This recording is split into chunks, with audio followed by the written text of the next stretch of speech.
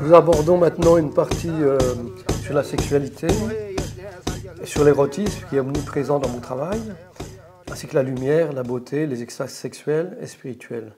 Quelque part, mon travail est subversif, on peut le dire ainsi.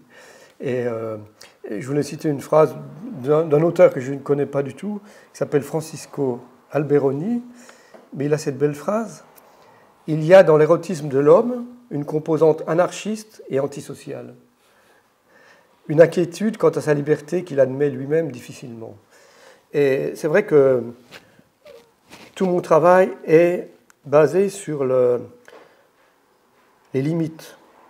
Jusqu'où peut-on aller? Qu'est-ce qu'on peut montrer? Où peut-on le montrer? Est-ce qu'on peut le montrer à New York ou en Angleterre? Mon travail serait complètement... je serais emprisonné directement si j'allais exposer en Iran. Donc, je pense ici aux femmes iraniennes qui se battent pour leur liberté. C'est terrible ce qui se passe là-bas. Et nous avons quand même la chance d'être en France et on peut s'exprimer librement à ce sujet-là. Donc, je vais peut-être montrer quelques visuels de mes travaux. Ça, c'est Bones, Flowers and Ropes. En 2015, j'ai fait tout un travail sur le bondage, tu vois. Et voilà, donc c'est une réflexion sur la violence, le corps, la présence du corps. Oui, la présence... Le corps est présent dans l'extase et il s'oublie. C'est ça qui est important. Donc, tu vois, il y a ces trois visuels-là. Et là, c'est avec un pattern aussi. Et ça, aussi, c'est avec une tête de mort. Et ça, c'est ma dernière série des Karma Kali qu'on verra tout à la fin de l'exposition. Les séries que j'ai faites l'an dernier, tu vois. C'est une femme avec des sexes comme ça. Okay. Et on peut dire que c'est dur de dire un pourcentage, mais disons peut-être 50-60% de mes images sont d'ordre érotique. Et du coup, finalement, qu'est-ce qui fait qu'à un moment donné, tu convoques ou tu te reposes effectivement sur ce motif-là ou sur ce sujet-là pour travailler. Qu'est-ce qui, entre guillemets, justifie, mais ce n'est pas au sens de la justice. Non. Qu'est-ce qui justifie effectivement le fait de convoquer, de travailler sur des images, avec des images où la sexualité est présente. Voilà. C'est plus une karma force, c'est plus une énergie. Voilà. Je décris plus une énergie, énergie primaire, vitale. Sans sexe, bien sûr, il n'y a pas de vie. Et ce qui me choque, c'est d'aller dans les musées, la plupart des musées en Occident, il n'y a absolument qu'une scène de pénétration. Et si on va en Inde, il y a tous les lingam et les yoni qui sont la pénétration du sexe masculin et du sexe féminin. Et il y a quelque chose qui manque pour moi dans l'art occidental, bien évidemment.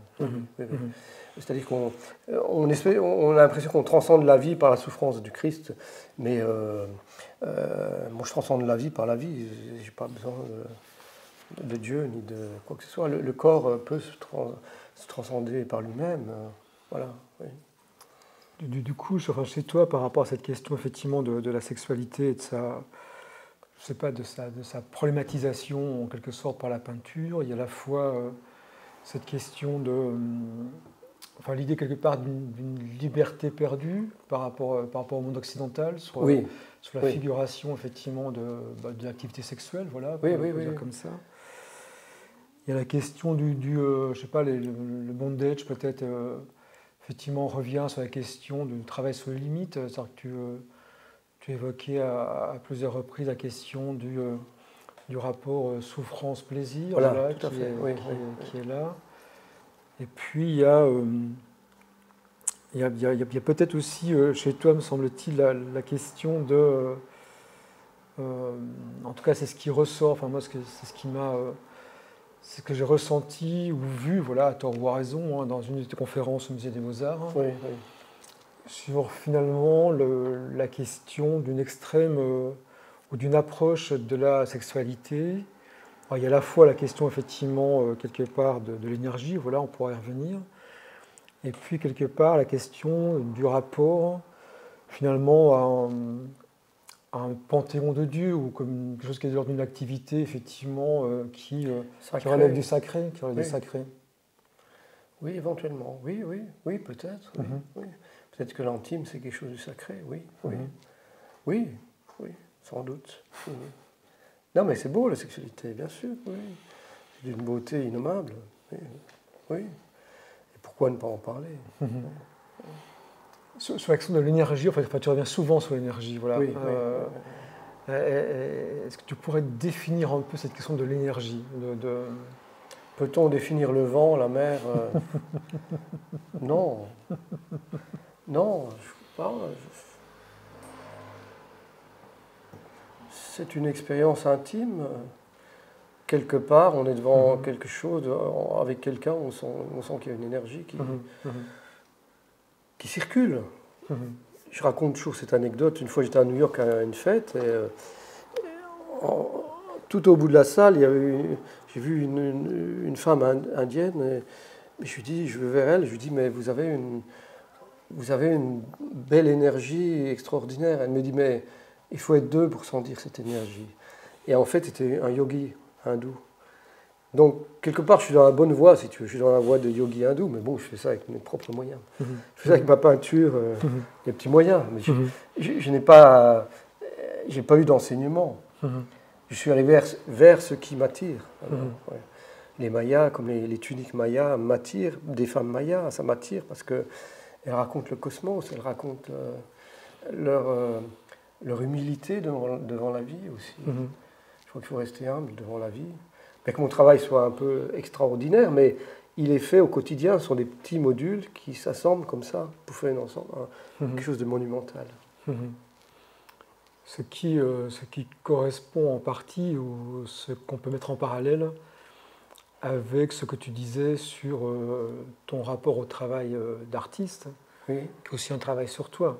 Ou un travail, alors, je formule autrement, parce que un travail sur toi avec d'autres, enfin un travail sur toi où tu embarques d'autres choses, voilà, ou un travail d'embarquement avec toi. Voilà, oui, parce que chaque fois, une peinture n'existe que quand elle est finie. C'est stupide de dire ça, mais c'est une réalité. C'est-à-dire que, surtout dans les plexiglas, comme je travaille à l'envers, on en avait parlé ensemble, la dernière couche, c'est celle qui donne la tonalité finale. Donc, avant d'imprimer, je me mets en concentration, je parle justement à mon père, mon grand-père, à la terre, aux arbres, aux fleurs.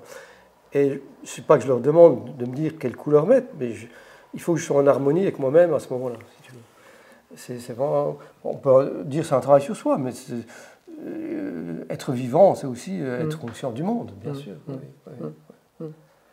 C'est ne pas vivre seul pour son propre trou du cul. Je ne pense pas à mon trou du cul, je pense au monde dans son ensemble, je pense à la beauté et aux échanges. Tu as raison, c'est un échange d'être artiste. Oui. Est-ce que ça renvoie à un autre mot que tu utilises souvent, qui est le mot de vibration? Bien sûr, oui, bien sûr. Oui. Et je le sens très bien, parce que je vois quand les gens viennent dans mon atelier, ils vibrent devant certaines peintures ou pas. Et nous avons chacun nos propres vibrations à telle époque de notre vie, et aussi dans ce qui nous arrive dans la vie, nos échecs, nos succès. Et bien sûr, comme moi, j'ai découvert Roscoe, j'avais une vingtaine d'années, mais j'ai découvert sur la couverture d'un livre. Et puis, ça m'a fait vibrer. Mais c'est à ce moment-là que j'ai vibré. Et parfois, on ne vibre pas. Il y a des gens qui ne vibrent jamais.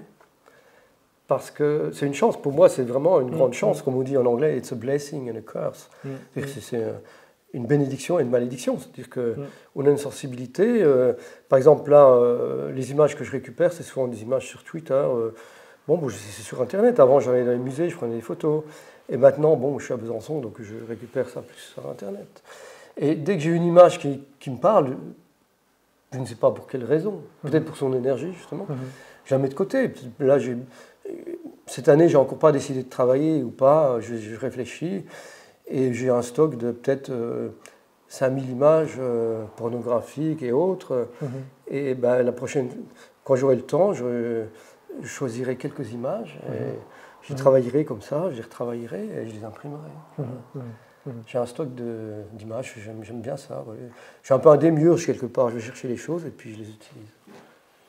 Bah, tu fais, comme tu dis, de l'assemblage. Hein. Oui, de l'assemblage. Tu assembles des choses, tu assembles des choses. Mais c'est pas du collage, parce que j'aime pas du tout la notion de collage, parce que ça rentre pas l'un dans l'autre, si tu veux. Là, je préférais le terme de fusion. Voilà. D'accord. Dans ton rapport à la question de la sexualité, le travail que tu fais, quelque part, peut-être que ça va te choquer ou t'embêter, ce que je vais te dire, mais il y a un côté très hétérosexuel, hein, en quelque sorte. Oui, mais je le suis. Donc cette question du rapport à la question de l'énergie, de la possibilité effectivement de rapport au visible et à l'invisible, de construire un rapport entre les deux, de travailler avec les deux.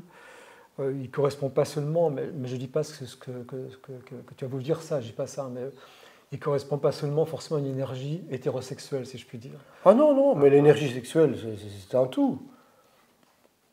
Oui, c'est un tout, il n'y a pas à différencier, bien évidemment, oui, bien sûr. Oui, moi je peins des femmes, mais j'aime les femmes. J'aimerais les hommes, je peindrais des hommes, ce n'est pas le cas.